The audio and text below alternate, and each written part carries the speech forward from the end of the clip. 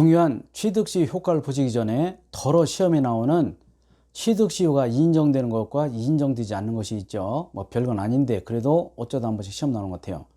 취득시는 한 문제 꼭 나옵니다. 꼭 나오고 어렵게 나오면 틀리면 되는 거야. 교수들이요 창이 있습니다. 어려운 문제 내죠. 우리는 방패있어 안 풀면 돼. 까짓거. 왜냐하면 우리가 60이 커트라인이죠. 그것을 항상 염두에 두시 공부하셔야 되죠. 다 맞추려고 하면 안 돼요. 그러면 우리가 강철이 부러지잖아요. 휘지 않고 공부를 포기하게 돼. 그렇게 하지 마시고 요령을 좀 알아야 공부한 걸 알고 공부하시는 것이 합격에 유리합니다. 일단 합격을 해야 돼. 그래서 어려운 문제는 제끼면 돼요. 문제는 공부가 되신 분은 본인이 풀 수 있는 문제와 풀 수 없는 문제를 구분할 줄 알아요. 근데 공부가 안 되신 분은요 그 문제 구분을 못 합니다. 그래서 밤에 나방들이 횃불에 타 죽는 거 똑같아. 그러니까 여러분들 공부하실 때는 어느 정도 공부가 되시면요 본인이 풀 수 있는 문제냐 없는 문제냐, 즉 자신 있는지 없는지 문제를 구분할 줄 알아야 돼요. 어느 정도 그런 마음만 가지고 공부하셔도 24개나 다 풀 수 있어요. 특히 저한테 공부하시고 30개나 다 풀 수 있어요. 30문제. 어느 분이 자꾸 걱정해요. 책이 얇아서 천만의 말씀이죠. 책이 두껍다고 좋은 게 절대 아니죠. 두꺼우면 반복이 어렵습니다. 얇은 건 반복이 쉬워. 그러나 이것이 교재가 얇다 하더라도 시험에 나올 것은 거의 다 들어가 있습니다. 여러분 보세요. 공부 되신 분은 알 수 있습니다. 공부 안 되신 분은 몰라요. 책이 얇아서 뭐 이렇게 생각하시면 그렇지 않습니다. 제가 이 책 가지고 수많은 합격자를 만들어낸 책이라고. 이게 걱정하지 마시고 이 책의 반복. 여러분이 하실 일은요 어떻게 된다고? 반복 최소한 3회 이상 반복. 처음에 힘들죠. 처음에 힘들지만 두 번, 세 번 보시면 하루에 다 볼 수 있어요. 걱정하지 마시고 이 책을 믿고 반복하실 것. 여러분들이 믿어야 실력 늡니다. 여러분 하나님 믿는 분은 교회 나가시잖아요. 부처님 믿는 분은 절에 가시죠. 안 믿는 분은 안 가잖아. 그 차이가 큰 거예요. 믿음의 힘은 대단한 거죠. 자, 취득시효가 되는 거 안 되는 거? 되는 거 소유권 당연하죠. 소유권. 이게 주된 권리죠. 국유재산 중 잡종재산 되죠. 잡종재산과 일반재산 같다 그랬고요. 지상권 되고 전세권 되는데 이게 계속되고 표현된 지역권이라는 것은요 20년 이상 계속되고 시설이 된 것만 돼요. 이런 건 잘 안 나오죠. 이런 건 잘 안 나오고 제가 까만 거랑 안 나오죠. 지식재산권 같은 예전에 말씀드린 적 있잖아요. 몇십 년짜리도 있잖아요. 뭐 저작권 같은 70년짜리도 있었다고 말씀드렸지.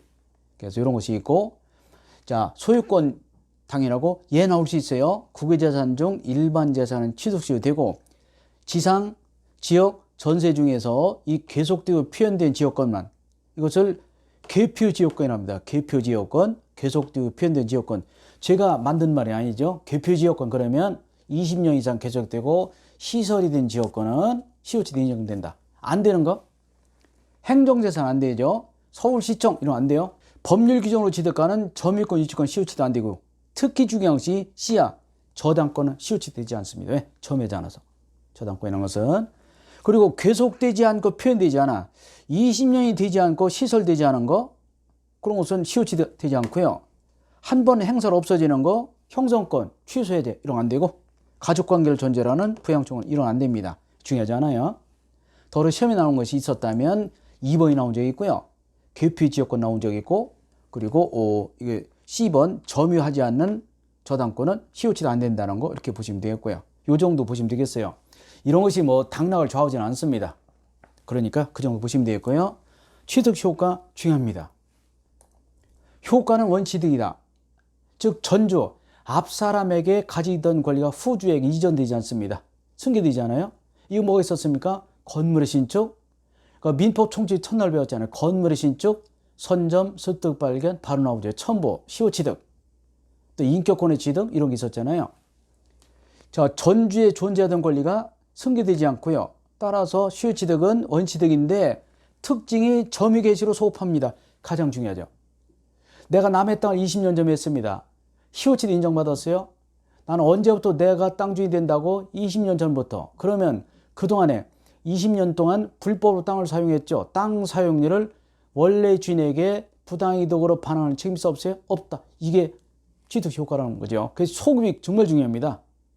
취득시 효과는 그때부터 내 땅 되는 것이 아니라 20년 전부터 내 땅이 되기 때문에 적법하게 땅에 관리가 있었던 것으로 인정해 주겠다. 따라서 취득시 완성 효과는 20년 전으로 소급하기 때문에 그동안의 땅 사용료는 부당이득으로 돌려줄 의무는 없다. 그런 뜻이 되겠고요. 자, 4번도 중요한 판례죠. 시효 완성 후, 그러니까 20년 지난 이후에 등기명의자에 의하여 설정된 근저당 채무를 점유자가 갚았다. 그렇다 하더라도 점유자는 결국은 자기 채무를 갚은 것이 되기 때문에 원래의 땅 주인에 대해서 너 대신 내가 갚았다라면서 대위변제를 이유로 배상을 청구할 수 있어 없어요? 없다. 중요한 판례죠. 대위변제라는 것은 대신 변제했다. 구상은 보상을 청구하는 걸 구상이라고 그래요. 20년 시효 완성 후 원래의 땅 주인에 의해서 설정된 근저당 채무를 점유자가 변제했다 하더라도 결국 자기 채무를 자기가 변제한 것이고 근저당이 설정된 부동산을 그것을 떠안고 시효취되겠다. 따라서 결국은 근저당 채무는 자기가 갚아야 된다. 그런 뜻이겠죠. 이걸 좀 심하게 말하면 물에 빠진 친구 건져줬더니 내 보따리 찾아내라. 그건 안 된다는 뜻입니다. 아셨죠? 그러니까 이미 근저당 채무가 설정되어 있다면 그 빚은 네가 갚아야 되지 원래의 땅 주인에게 야, 네 빚 내가 대신 갚았으니까 나한테 보상해달라. 그런 말은 못한대요. 그 합리적이죠. 시효 완성 후 원래의 땅 주인에 의하여 설정된 근저당 채무를 점유자가 갚았다 하더라도 너 대신 내가 갚았다. 점유자는 원래의 땅 주인에게 대신 변제했다라면서 보상을 청구하지는 못한다는 거. 대위변제, 이게 다 법률 용어예요. 대위변제가 대신 변제하는 거, 구상권은 보상 청구하는 거, 이런 것을 중심으로 보시면 되겠습니다. 자, 이어서 중요한 판례를 3가지만 보시겠습니다.